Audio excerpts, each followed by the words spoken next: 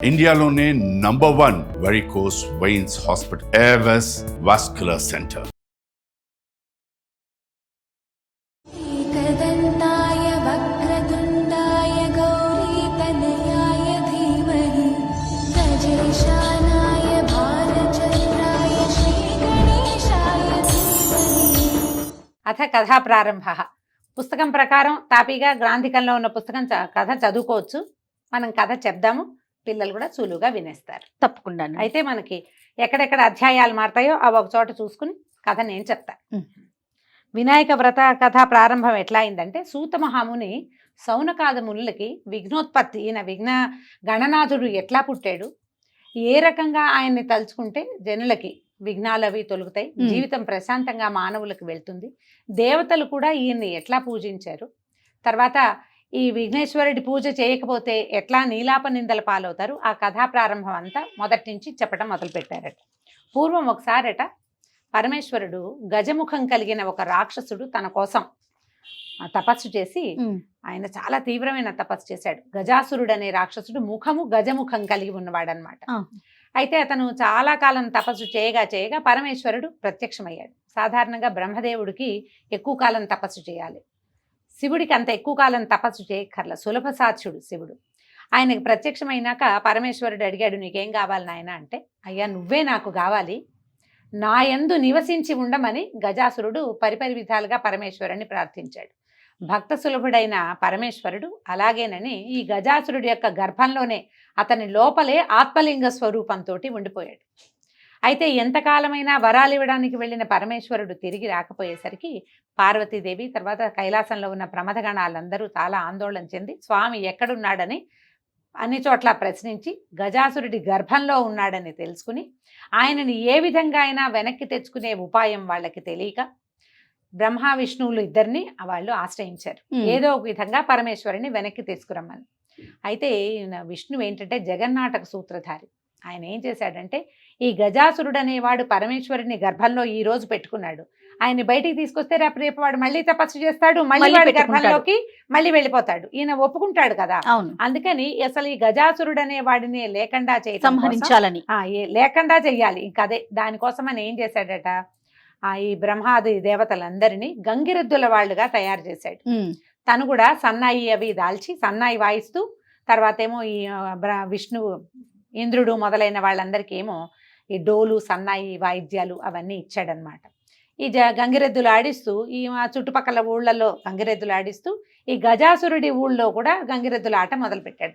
అది జగన్మోహనంగా ఉంది, చాలా బాగుందని గజాసురుడు కూడా తన కోట ఎదురుగుండా వీళ్ళతోటి గంగిరెద్దులు ఆడించాడు. గంగిరెద్దులు ఆడించేసరికి వీళ్ళు ఏం చేశారు, చాలా తెలివిగా నందీశ్వరుణ్ణి ప్రధానమైన గంగిరెద్దుగా తీసుకుపోయారు. ఆయనేమో స్వామి కోసం కొంతకాలంగా వేచి ఉన్నాడు. నందీశ్వరుడు శివుని యొక్క ప్రథమ భక్తుడు. అవును, అమ్మవారి తర్వాత ఆయనే ప్రథమ దర్శనాన్ని కూడా పొందేవాడు. ఎంతకాలంగానో స్వామిని చూడక ఒక ఉద్రేకంతో ఉన్నాడనమాట ఆయన. అయితే ఈ గంగిరెద్దులు ఆడిన తర్వాత గజాసురుడు అన్నాడు, ఎంతో అద్భుతంగా ఉంది నాయన, మీకేం కావాలో అడగండి, మీకేం కావాలంటే అది ఇస్తానన్నాడు. అప్పుడు ఈ విష్ణుమూర్తి ఏం చెప్పాడంటే, ఈయన శివుని యొక్క వాహనమగు నంది తన స్వామి కోసమే ఈ ప్రయత్నం అంతా చేశాడు, కాబట్టి నువ్వు శివుణ్ణి ప్రసాదించాలి మాకు అనగానే గజాసురుడు అన్నాడు, నా గర్భంలో ఉన్నాడు పరమేశ్వరుడు, మరణిస్తే తప్పిస్తే గర్భంలో ఉన్నవాడిని నేను ఇంకో రకంగా తీయలేను, కాబట్టి నన్ను సంహరించి శివుణ్ణి తీసుకెళ్ళమన్నాడు. అప్పుడు ఈయన ఏం చేశాడు, విష్ణువు ఈ సన్నాయి వాయిద్యాలు డోలు వాటితోటి అంటే పెద్ద శబ్దం వచ్చేసరికల్లా ఉద్రేకం కలుగుతుంది. ఈ ఎద్దుకి ఉద్రేకం ఎట్లా కలుగుతుంది, బాగా డోలు మోగేసరికల్లా సంతోషం పట్టలేక నాట్యం చేస్తే గంగిరెడ్ల ఆట అదే. అందుకని ఏం చేశారు, బాగా ఉద్రేకంగా వాయిద్యాలు బోరుగా పెద్ద శబ్దాలు వచ్చేలాగా చేసి నందిని ప్రేరేపిస్తే ఈ నందీశ్వరుడు ఏం చేశాడు, గజాసురుడి గర్భాన్ని చీల్చేశాడు కొమ్ములతోటి. ఆ గర్భస్థుడైన పరమేశ్వరుడు బయటపడ్డాడు. ఆయన అక్కడి నుంచి బయటకు వచ్చేసాడు. అయితే ఈ మరణావస్థలో ఉన్న గజాసురుడిని చూసి ఆయనకు చాలా దుఃఖం కలిగింది. పరమేశ్వరుడికి, అయ్యో ఇతను నా భక్తుడు, ఈ గర్భంలో ఉండమని కోరకుండా ఇంకేదైనా కోరిక కోరుంటే వాడికి ఆ కోరిక నేను తీర్చేవాడిని, కాబట్టి నీ చివరి కోరిక ఏమిటో చెప్పమని అడిగారు. అయితే అతను ఏమన్నాడట, నా చర్మాన్ని నువ్వు ధరించు, నా శిరస్సుని త్రిలోక పూజ్యం చేయి అని అడిగాడు. దానికి ఒప్పుకున్నాడట. గజముఖమును త్రిలోక పూజ్యము చేయుట, ఈ పాయింట్కి ఒప్పుకున్నారు. ఒప్పుకుని ఆ గజాసురుణ్ణి వదిలిపెట్టి పరమేశ్వరుడు ఇంటి దారి పెట్టాడు. ఎప్పుడైతే ఈ ప్రమథగణాలు తెలుసుకునే స్వామి తిరిగి వచ్చేస్తున్నాడని పార్వతీదేవికి కబురు చేశారు. ఆమె చాలా రోజుల నుంచి భర్త కోసం వేచి ఉండి తలంటు పోసుకోలేదట. అలాగే ఉన్నాను, ఇవాళ స్వామి తిరిగి వస్తున్నాడు కాబట్టి వాళ్ళు వచ్చే లోపల నేను చక్కగా స్నానం అది చేద్దామని ఈవిడ ఏం చేసింది, అంతఃపురం లోపలికి వెళ్ళి స్నానానికి ఏర్పాటు చేసుకుంది. బోళ్ళంతా సున్నిపిండి అది కలిపెట్టారు. ఈ సున్నిపిండితోటి ఒంటికి రాసుకుంటుంటే అది నలుగు, ఇట్లా నలుగు పిండి ముద్దలు ముద్దలుగా బంతుల్లాగా కనపడుతోంది. ఆమె ఆ బంతుల్ని చూసి సరదా పడి ఏం చేసిందట, ఆ బంతులు 5-6 కలిపి ఒక బాలక రూపంలో చేసింది, బొమ్మలాగా చేసిన తర్వాత ఆమె ఆ ప్రతిమను చూసి సంతోషం పట్టలేక ఈ ప్రతిమకి ప్రాణం పోసి ఒక బాలక రూపాన్ని ఇచ్చి వాకిట్లో నుంచోబెట్టింది. ఎవరు రాకుండా చూసుకోని ఆయన కాపలా కింద వాకిట్లో నిలబడి ఉన్నటువంటి ఈ బాలకుడు కాపలా కాస్తున్నాడు. ఇంతలో ఏమైంది, ఈవిడ లోపల స్నానం చేస్తుంది, లోపల అమ్మవారి వ్యవహారాల్లో ఆమె ఉంది. పరమేశ్వరుడు ప్రమథగణాలన్నిటితోటి లోపలికి వచ్చి అంతఃపురంలోకి ఒక్కడే వచ్చాడు. ఆయన ఒక్కడే వచ్చేసరికల్లా వాకిట్లో నిలబడి ఉన్న బాలుడు ఆయన్ని లోపలికి వెళ్ళనివ్వల. పరమేశ్వరుడు కొంచెం ఉగ్రత చెంది, చాలా కాలం అయిపోయింది అమ్మవారిని చూసి, పార్వతీదేవిని చూసి చాలా రోజులైంది, ఆయన ఎప్పటి నుంచో గజాసుర గర్భంలో ఉన్నాడు కదా, ఈ వాకిట్లో ఉన్న బాలుడిని త్రిశూలంతో అతని మెడని ఛేదించేసి ఆయన లోపలికి వెళ్ళిపోయాడు. లోపల పార్వతీదేవి అలంకారం అది చేసుకుంటుంది. భార్యాభర్తలు ఇద్దరు చాలా కాలం తర్వాత కలుసుకోవడంతో కుశల ప్రశ్నలు, రకరకాల ప్రశ్నలు, కబుర్లలో చాలాసేపటికి ఈ వాకిట్లో ఉన్న బాలుడి ప్రస్తావన వచ్చింది. ఈ పిల్లవాడి శిరస్సు దునివి లోపలికి వచ్చానని పరమేశ్వరుడు చెప్పగానే పార్వతీదేవి చాలా దుఃఖించిందట. లేక ఒక ప్రతిమను చేసి ఆ ప్రతిమకి ప్రాణం పోసి సంతానంగా భావించాను, నువ్వు అతడిని ఈ రకంగా చేసావు, నా బాలుడిని నాకు తెచ్చి ఇవ్వమని. అప్పుడు ఈయన బయటికి వెళ్ళి చూసేసరికల్లా కళేబరం ఉంది, మొండెం ఉంది, శిరస్సు లేదు. ఈ శివుని యొక్క త్రిశూలం తగిలేసరికల్లా తల కాస్త పోయింది. దాంతో ఆయన ఏం చేశాడట, ఉత్తర దిగ్భాగం వైపు ఏ ప్రాణి అయితే తల పెట్టుకొని ఉంటుందో అతనిని తీసుకురమ్మన్నారు. కానీ ఆయనకు అప్పుడు జ్ఞాపకం వచ్చింది, గజాసురుడికి అతని తలని త్రిలోక పూజ్యం చేస్తానని అన్నాను కాబట్టి ఒక గజం యొక్క శిరస్సుని తీసుకురండి అని చెప్తే ఒక గజం యొక్క శిరస్సును తీసుకొచ్చారు. ఏనుగు తలని తీసుకొచ్చి ఈ బాలుడికి అతికించి ప్రాణప్రతిష్ఠ చేశారు. మళ్ళీ ఆ బాలుడు పునర్జన్మని పొందాడు. ఈ ఏనుగు ముఖము పెట్టడం వల్ల ఆయన్ని గజాననుడు అన్నారు. గజము యొక్క ఆననము, ముఖము కలిగిన వాడు. ఈ పిల్లవాడిని ప్రేమాతిశయంతో పెంచుకున్నారు. తర్వాత వీళ్ళకి కుమారోత్పత్తి కూడా, స్కంద జననం కూడా జరిగింది. ఈ ఇద్దరు కుమారులతోటి చాలా సంతోషంగా ఉండేవాళ్ళు. దేవతలు అందరూ ఏం అడిగారంటే, అయ్యా మాకు 2 కావాలి. ఒకళ్ళేమో సేనానాయకుడుగా స్కందుడు జన్మించాడు. అయితే ఈ గణాధిపత్యం, ఈ మొత్తం ఈ సమూహానంతటికీ ఒక అధిపతి కావాలి. అతడు విఘ్నాలకి కూడా అధిపతిగా ఉండాలి. ప్రపంచంలో ఏ వ్యక్తి అయినా ఏ పనైనా మొదలు పెట్టేటప్పుడు ఒక శంక కలుగుతుంది, అవుతుందా అవదా, జరగదేమోనన్న భయం ఉంటుంది. ఈ పని చేస్తే ఇది జరగదేమోనన్న భయం ఉండదు అనే ఒక భావం, ఒక ధైర్యం కావాలంటే ఆ విఘ్నానికి ఒకడు అధిపతిగా ఉండాలి, అధిదైవతంగా ఒకళ్ళు ఉండాలి. దానికి ఈ గణాధిపత్యాన్ని ఎవరో ఒకళ్ళకి ఇవ్వమని, మాకు ఒక గణాధిపతిని ఇవ్వమని దేవతలందరూ వచ్చి పరమేశ్వరుని ప్రార్థించారు. అయితే ఇప్పుడు పరమేశ్వరుని యొక్క కుమారులైన వాళ్ళిద్దరూ కనపడుతున్నారు. వీళ్ళిద్దరిలో ఒకళ్ళని గణనాయకుడిని చెయ్యొచ్చు. అప్పుడు ఎట్లా, 2 కుమారుల్లో ఎవరు పెద్దవాడు చిన్నవాడు, ఒక్కొక్కళ్ళకి ఒక్కొక్క రకమైన ప్రజ్ఞ ఉంది. గణపతికి ఎప్పుడైతే మనం ప్రాణప్రతిష్ఠ చేశారో తర్వాత ఆయనకి ఉపనయనం చేశారు, సకల విద్యలు అభ్యసించాడు ఆయన. తర్వాత ఏమో శాస్త్రాలన్నీ నేర్చుకున్నాడు, ఎంతో కాలం తపస్సు చేశాడు, స్వంతంగా చాలా బలాన్ని సంపాదించుకున్నాడు. స్కందుడేమో పుట్టుకతోటే ఆయన రకరకాల చోట్ల నుంచి చ్యుతిని పొంది అంటే బలవత్తరమైన జీవితాన్ని పొంది ఉన్నవాడు. ఆయన సేనాధ్యక్షుడుగా ఉన్నాడు, మహాబలవంతుడు, యోగశక్తి కలిగిన వాడు. మరి ఇప్పుడు వీళ్ళిద్దరిలో ఎవరు శక్తిమంతుడు అనేది తేల్చాలని భావించారు. అప్పుడు వీళ్ళందరూ ఏమన్నారు, ఏదైనా ఒక పరీక్ష పెట్టండి, పరీక్షలో గెలిచిన వాళ్ళకి గణాధిపత్యం ఇచ్చేయచ్చు. ఈ పరీక్ష పెట్టాలంటే ఇద్దరికి సమానమైన బలాలు ఉండాలి కదా, ఇద్దరు ఒకలా ఉంటే వాళ్ళకి పరీక్ష. వీళ్ళిద్దరూ చెరొక రకంగానూ ఉన్నారు. వినాయకుడు తిరగడానికి అనింద్యుడు అనే ఒక ఎలుకని ఏర్పాటు చేశారు. ఆయన వాహనమే మూషిక వాహనం. అవును, మూషికాసురుని సంహరించాడు కాబట్టి వచ్చాడని ఒక కథనం చెప్పుకుంటారు. వీరే ఒక అనింద్యుడు అని ఒక ఎలుకని ఆయనకి ఇచ్చారు. ఈ ఎలుక మీద తిరిగేవాడు స్థూలకాయుడైన వాడు ఒకడైతే, రెండో వాడు నెమలి మీద తిరిగేవాడు, తర్వాత సేనాధ్యక్షుడుగా ఉండి యుద్ధ విద్యలు క్షుణ్ణంగా అభ్యసించిన వాడు రెండో ఆయన. ఆయనకి యుద్ధం చేయగలిగే శక్తి ఉంది. వీళ్ళిద్దరికీ ఒకే ఇది ఎట్లా అని ఆలోచించిన పరమేశ్వరుడు ఏమన్నాడంటే, ఈ మొత్తం ప్రపంచమంతా 3,33 కోట్ల దివ్య తీర్థాలు ఉన్నాయి. ఎవరైతే ముందుగా ఈ తీర్థాలన్నిట్లలో స్నానం చేసి ఇక్కడికి కైలాసానికి చేరుకుంటారో వాళ్ళకి ఈ గణాధిపత్యం ఇస్తానన్నాడు. స్కందుడు సరేనని నెమలి వాహనం ఎక్కి తుర్రుమని వెళ్ళిపోయాడు. గజాననుడు నుంచున్నాడు. ఆయనకి ఏం చేయాలో తెలియలే. తండ్రికి నమస్కరించాడు. మేమిద్దరం ఒక శక్తి కలిగిన వాళ్ళం కాదు. అతను బలాఢ్యుడు, చులకనైన శరీరం కలిగిన వాడు, వాహనం కూడా గొప్పది, ఎగరగలదు, పరిగెత్తగలదు. నాకు వాహనము లేదు, శక్తి లేదు, నన్ను ఏం చేయమంటావు అని అడిగితే అప్పుడట విష్ణుమూర్తి కూడా ఉన్నాడు సన్నిధిలో. ఈయన ఏం చెప్పాడంటే భగవంతుడు పరమేశ్వరుడు ప్రపంచంలో ఉన్న నీరు మొత్తానికి నారాయణుడే అధీనం, ఆయన అధీనంలోనే ఉంటాయి. నారములన్నిటికీ శక్తి కలిగిన వాడు. అంటే అన్ని ఎవరి అధీనంలో ఉంటాయంటే నారాయణుడిని అధీనంలో ఉంటాయి నాయన. కాబట్టి నారాయణ మంత్రాన్ని జపిస్తూ, ప్రపంచం అంటే తల్లి తండ్రి, నీళ్ళన్నీ అధీనంలో ఉండేవాడు నారాయణుడు. నారాయణ మంత్రం చదివితే నీటిని ముట్టుకున్నట్టే, నీళ్లలో స్నానం చేసినట్టే. మరి ఇప్పుడు ప్రపంచంలో ఉన్న నదులన్నీ అన్నారు కదా, తల్లిదండ్రుల్ని మించిన ప్రపంచమే లేదు. కాబట్టి ఈ తల్లిదండ్రులైన మా ఇద్దరి చుట్టూ తాను ప్రదక్షిణం గనక చేస్తే, నారాయణ మంత్రంతో అమ్మా నాన్నల ప్రదక్షిణం చేస్తే నువ్వు అన్ని నీళ్లలో నువ్వు స్నానం చేసినట్టు, సర్వతీర్థ స్నానము అవుతుంది, ప్రపంచమంతా తిరిగినట్టు కూడా అవుతుంది అని చెప్పారు. చెప్పగానే ఈయన నారాయణ మంత్రాన్ని సాంగంగా ఉపదేశం పొంది నారాయణ మంత్రంతో అమ్మా నాన్నల చుట్టూ తానే ప్రదక్షిణం చేయటం మొదలుపెట్టాడు. ఈయన ప్రదక్షిణం చేస్తుంటే స్కందుడు ఏ ఏ తీర్థాల్లోకి వెళ్ళాడో అక్కడి నుంచి తన అన్నయ్య స్నానం చేస్తూ వెనక్కి వస్తున్నట్టుగా కనపడుతున్నాడట ఆయనకి. ఆశ్చర్యపోయాడు స్కందుడు. ఎట్లా అన్నయ్య నాకంటే ముందెళ్ళిపోయాడు, ఆయన వాహనం పరిగెత్తలేదు, మందేమో ఎగురుతుంది, పరిగెడుతుంది, ఇంత శక్తి కలిగింది.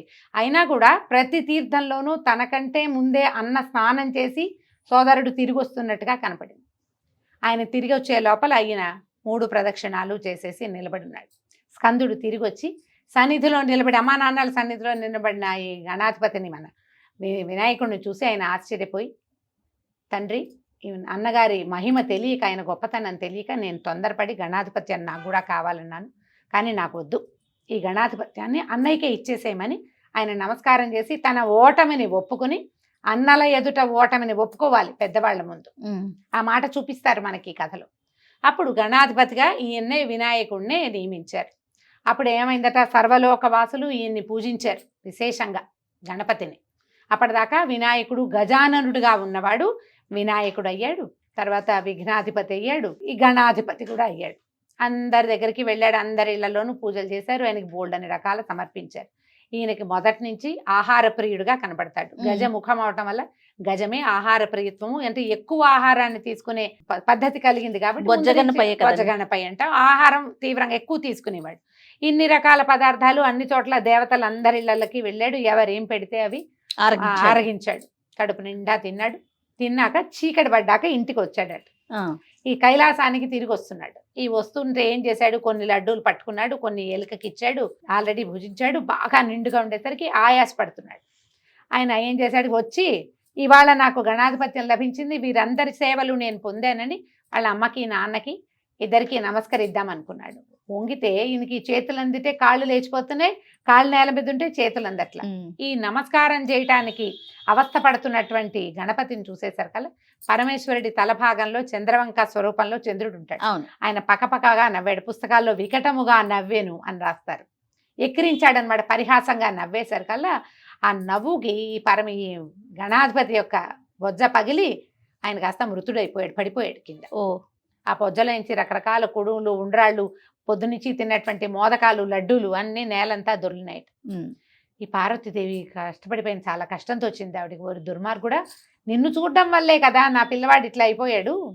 రాచ దృష్టి తగిలితే రాళ్ళు కూడా ముక్కలవుతాయి, నీ దృష్టి తగిలి నాకు కుమారుడు ఇట్లా భూపతనం చెందాడు, నిన్నెవరు చూస్తే వాళ్ళకి నీలాప నిందలు కలుగ్గాక అని చంద్రుణ్ణి శపించి ఆవిడ దుఃఖంతో కుమారుడి దగ్గర కూర్చుంది. ఇంతలో దేవతలందరూ వచ్చారు, విష్ణుమూర్తి కూడా వచ్చి అతనిని మళ్ళీ జీవితుణ్ణి చేశారట. జీవితుణ్ణి చేశారు, అయిపోయింది కథ. ఇంతలో ఏమైంది, ఎప్పుడైతే ఈ చంద్రుణ్ణి ఇప్పుడు పార్వతీదేవి శపించిందో ఆ సమయంలో ఏమైంది, భూలోకంలో ఋషిపత్నులు సప్తర్షులందరూ ఏదో యజ్ఞం చేసుకుంటున్నారు. యజ్ఞకుండ ఉంది, కుండల్లో అగ్నిదేవుడు మంచి జ్వాలతోటి వెలుగుతున్నాడు. ఋషిపత్నులు ఋషులు కలిసి ఇలా ప్రదక్షిణ చేస్తున్నారు. చేస్తుండేసరికల్లా అగ్నిదేవుడు ఋషిపత్నుల సౌందర్యం చూసి చాలా సౌందర్యవతులుగా ఉన్నారని భావించాడు. అయితే అగ్ని భార్య అయినటువంటి స్వాహాదేవి ఏం చేసిందట, అరుంధతి తప్ప మిగిలిన ఋషిపత్నులందరి స్వరూపాలు ధరించి భర్తకి ప్రీతి చేసింది. ఆ సమయంలో అగ్నిహోత్రంలోకి లోపలికి చూసిన సప్తర్షులు తమ భార్యల్ని లోపల చూసి ఈ అగ్నితో ఉన్నవాళ్ళు తమ భార్యలేనని భ్రమపడి భార్యల్ని విడనాడారు. అయితే ఈ సంగతి తెలిసింది. అప్పుడు ఏమనుకున్నారు, అది కాదు జరిగిన మాట. నారదుడు వచ్చి ఆయన చెప్పాడనమాట, ఈ చంద్రుణ్ణి చూశారు, ఇది సాయంకాలం అయ్యింది, ఈ పార్వతీదేమో చంద్రుణ్ణి శపించింది, ఆ సమయంలోనే ఈ చంద్రబింబాన్ని వీళ్ళందరూ చూశారు. ఋషిపత్నులు చూడడం వల్లే ఇలాంటి నీలాప నిందలు కలిగినాయి అని చెప్పి సాక్ష్యం చెప్పాడు బ్రహ్మదేవుడు. నారదుడు వచ్చి ఈ అగ్నిదేవుడితో ఉన్నటువంటి ఆడవాళ్ళందరూ స్త్రీలంతా కేవలము స్వాహాదేవి ఆ స్వరూపాలు ఎత్తింది తప్పిస్తే ఋషిపత్నులు ఎవరు అగ్నిని చేరిన వాళ్ళు కాదని వాళ్ళు మాట చెప్పి ఇది చేశారు, ఇది లెక్క పెట్టారు. సరే సర్దుకున్నారు. కానీ ఎవరైనా సరే చంద్రుడిని చూడంగానే నీలాప నిందలు వస్తాయి.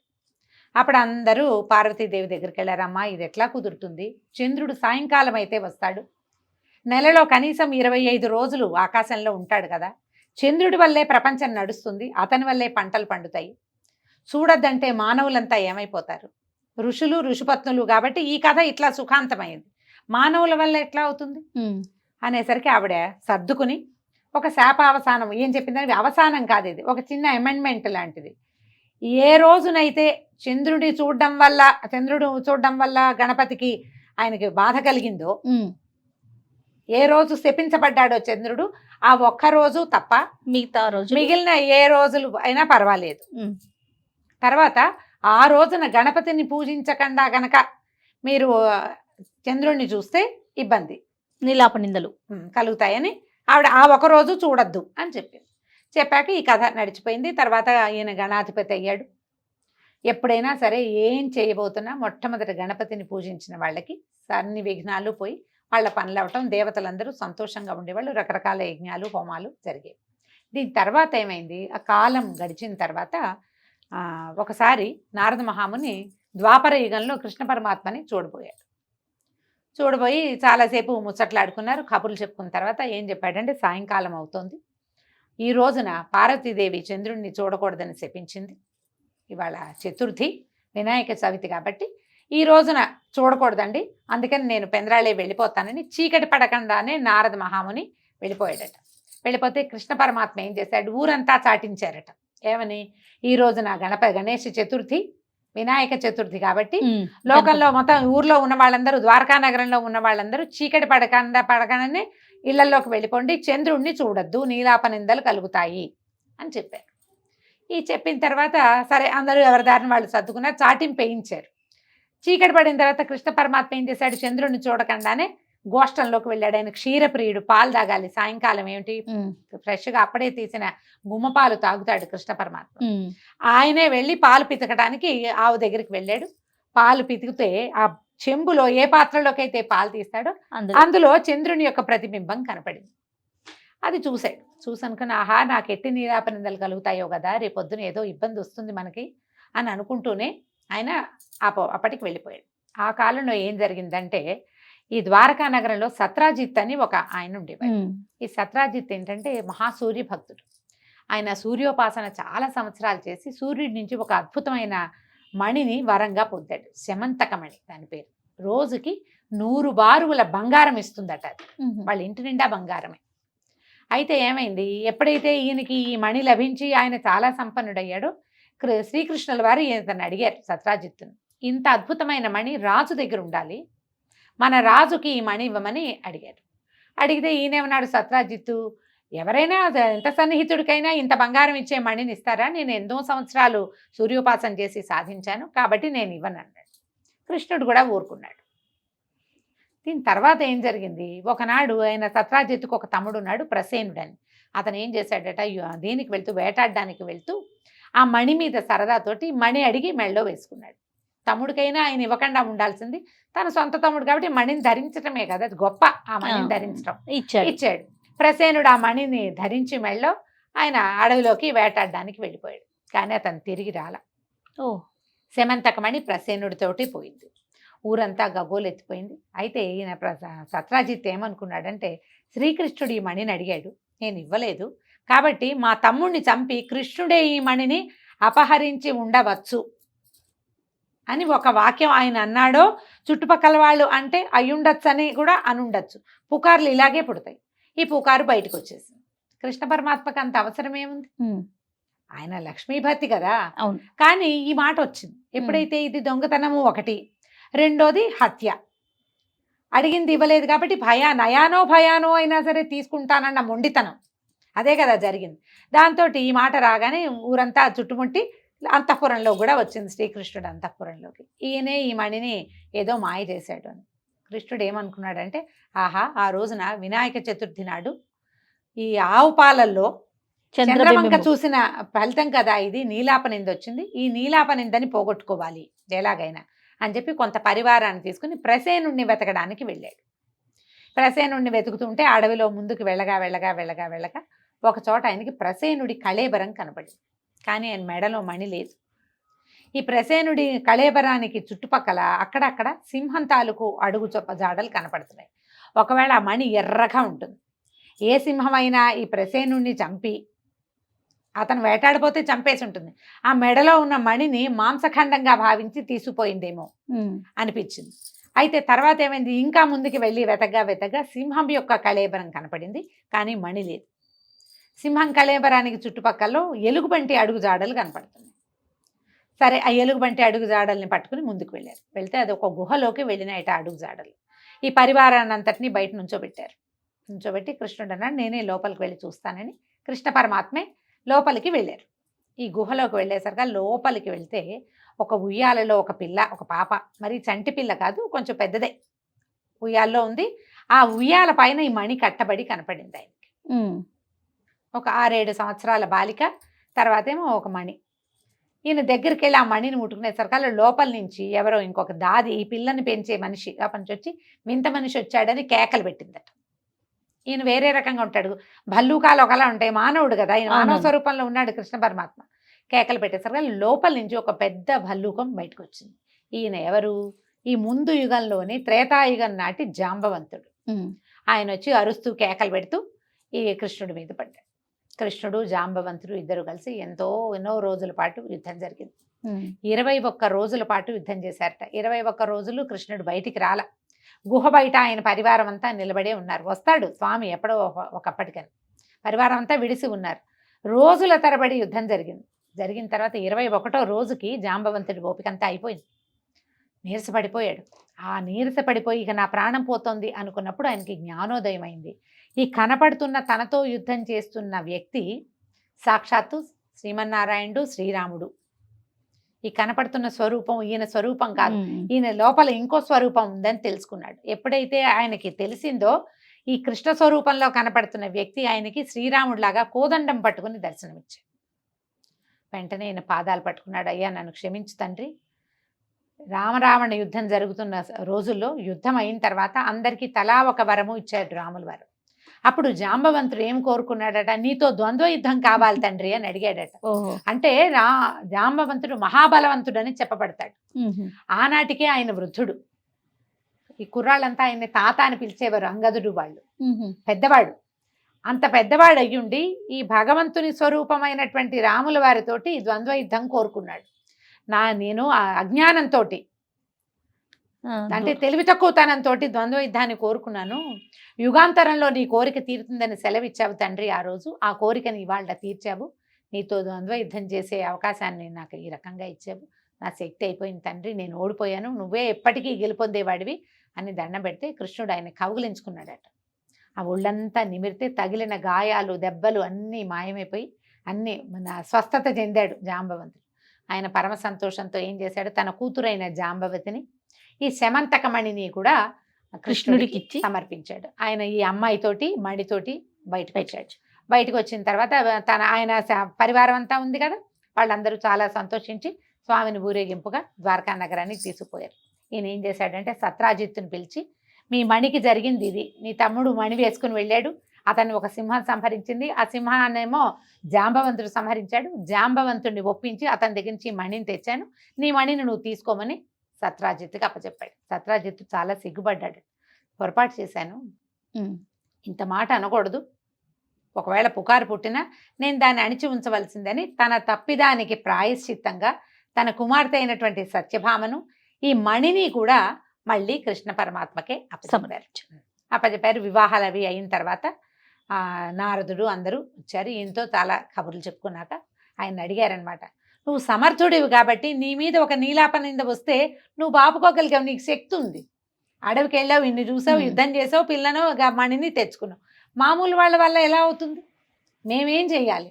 ఇప్పుడు పార్వతీదేవి శాపం ఇచ్చింది, ఎప్పుడు చూసినా చంద్రుని చూస్తే నీలాపనిందలు. అవును, అది సడలించి ఆమె ఒక్క రోజుకి పరిమితం చేసింది. ఆ ఒక్క రోజైనా చంద్రుని చూడకుండా ఉండగలమా? దీనికి ఇంకొక అవసానం చెప్పమంటే కృష్ణ పరమాత్మ ఏం చెప్పాడంటే, భాద్రపద శుద్ధ సవితి నాడు ఏ రోజైతే గణపతికి గణాధిపత్యం వచ్చిందో, ఏ రోజైతే చంద్రుడు శపించబడ్డాడో ఆ రోజున యథావిధిగా గణపతిని పూజించి ఈ శమంతకోపాఖ్యానాన్ని ఎవరైతే వింటారో చెప్తారో వాళ్ళకి నీలాపనిందలు కలగవు. కాబట్టి ఎప్పుడు గణపతి పూజ చేసినా గణపతి ఉత్పత్తి, ఆయన గణాధిపత్యం ఎలా వచ్చిందో దాంతోపాటు ఈ శమంతకోపాఖ్యానాన్ని కూడా తప్పకుండా వినాలని శ్రీకృష్ణ పరమాత్మ ఆనతితోటి అప్పటి నుంచి భారతదేశంలో ఈ శమంతకోపాఖ్యానం కథను కూడా చెప్పుకుంటున్నారు.